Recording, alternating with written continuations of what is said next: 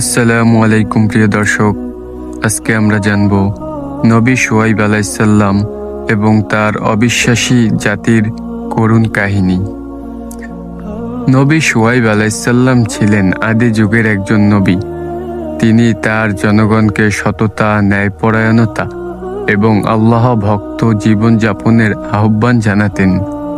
তার জনগণ মূলত ব্যবসায়িক কার্যকলাপে লিপ্ত ছিল এবং অনেকেই জালিয়াতি, অসৎ লেনদেন ও প্রতারণার মাধ্যমে অর্থ উপার্জন করত।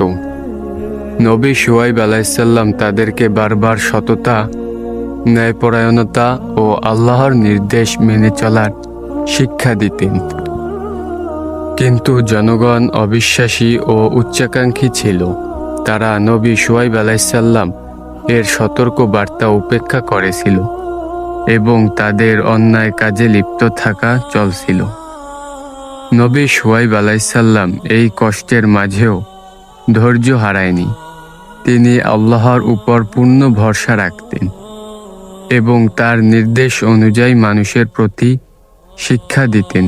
শেষ পর্যন্ত আল্লাহ তার জনগণকে তাদের অবিশ্বাস ও অন্যায়ের কারণে শাস্তি দিয়েছেন।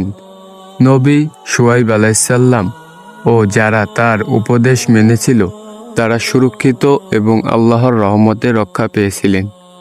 ঘটনার শিক্ষা: ধৈর্য ও আল্লাহর উপর ভরসা সব সময় কাজে দেয়। সততা ও ন্যায়পরায়ণ জীবন পরকাল ও শান্তি এনে দেয়। একজন নবী বা শিক্ষক কষ্টের মধ্যেও ধৈর্য ধরে সত্য প্রচার করতে পারেন এবং আল্লাহ তার সাহায্য করেন। সুবহানাল্লাহ।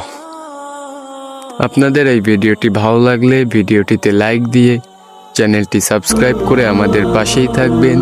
নিয়মিত দোয়া, হাদিস এবং কুরআন শিক্ষা সহ বিভিন্ন প্রকারের শিক্ষণীয় ভিডিওগুলি পেতে। আসসালামু আলাইকুম ওয়া রাহমাতুল্লাহি ওয়া বারাকাতুহু।